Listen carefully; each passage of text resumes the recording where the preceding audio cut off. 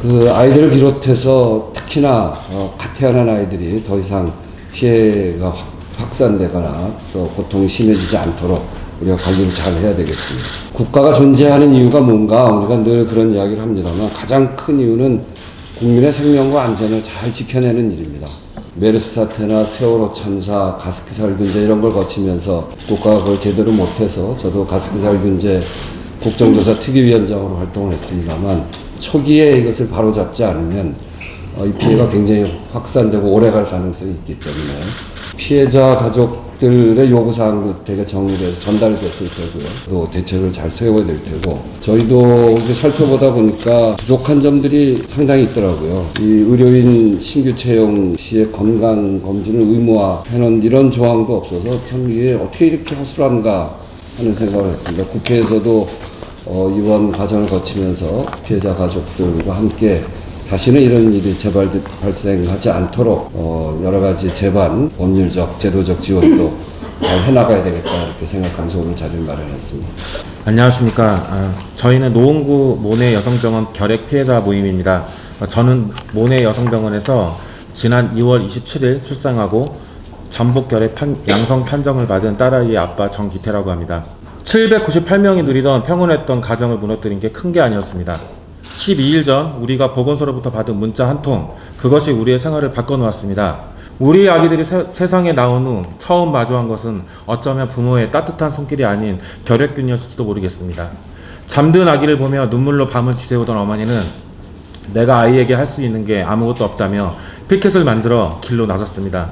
저희는 의료계 종사하는 사람도 아니고 언론인도 아닙니다. 어렵게 정보를 찾는다 해도 이해할 수가 없습니다. 무슨 의미인지 알 수 없는 단어들로 채워져 있기 때문이죠. 질병관리본부는 자신들을 믿어달라는 얘기만 하고 있지만 진행되는 상황을 보면 어느 것 하나 부모님의 마음을 안정시키지 못하고 있습니다.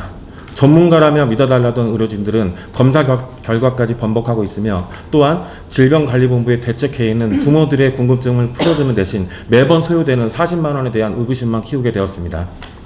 결핵에 감염된 우리 아이들은 무슨 잘못이 있어서 9개월 동안 항생제를 먹어야 하며 왜 우리는 충분한 설명도 받지 못한 채 인터넷에 떠도는 정보들을 사실이나 믿고 그 정보의 사실관계를 파악하여 여기저기 전화하고 있는지 모르겠습니다. 부모들은 전달받은 것이 아무것도 없습니다. 대한병원협회에서 발표한 자료를 통해 이번 모내 여성병원의 간호사가 최근 3년 동안 발병한 결핵 사태의 원인과 다르다는 것을 확인하였습니다. 기자들 중에서 엑스퍼트 양성이라는 거 아시는 분들이 계시죠? 글자가 의미하는 것이 무엇입니까? 우리 부모들은 이 단어 하나 때문에 난리가 났고 다 내성, 약에 대한 내성을 갖는다는 의미일 수 있습니다. 우리 부모들이 파악한 내용입니다. 약을 먹이는 것도 마음 아파 쉽게 결정을 못 내리고 있는데 약의 내성이라니요. 이제 저희 아기들은 아무 이유 없이 사람들의 기피 대상이 되고 있는 것입니다. 우리의 피해는 벌써 발생되고 있지만 대책은 어느 곳에서 없습니다.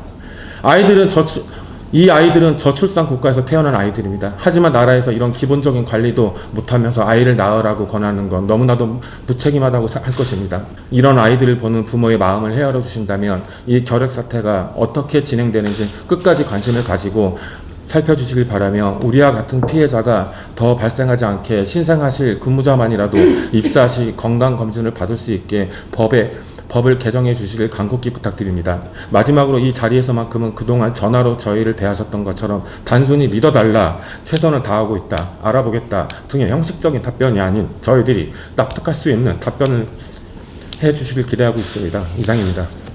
이미 사실은 국회에서는 여러 번 이 문제에 대한 심각성을 의료기관이라든지 아니면 산후조리원이라든지 이런 데서 발생하는 사례들이 여러 번 있었기 때문에 반드시 그 의료기관이나 아니면 산후조리원 등 이렇게 신생아를 돌보는 곳에서는 반드시 입사 시에 건강검진을 의무화해서 이 결핵에 대한 부분을 걸러내야 된다는 얘기가 여러 번 있었습니다. 그럼에도 불구하고 이것이 아직 제도화가 되지 못한 것은 저희도 책임이라고 생각합니다. 여러 번 촉구를 했지만 그것이 아직 제도화가 되지 않았는데 이 문제에 대해서는 반드시 이번에 국회에서 바로 잡도록 하겠습니다. 똑같진 않지만 유사한 사건을 제가 경험을 했었는데 우리 혈우병 환자 아이들이 혈우병 치료제로 인해서 에이즈에 집단 감염된 사건을 제가 한 10년 정도 소송을 했던 적이 있습니다. 그때 저 혼자서 국회에 찾아와서 이 사건을 좀 도와주십시오 할 때 진실 규명이 어렵다고 외면당했던 그런 경험을 가지고 있는데요. 또 민주당에서 저희들도 최대한 힘을 보태도록 하겠습니다. 그래서 우리 공무원들께서도 좀 전향적인 자세로 부모의 심정으로 이 문제를 우리 아이들을 위해서 좀 해결하겠다는 그런 마음으로 좀 임해 주셨으면 좋겠습니다. 감사합니다.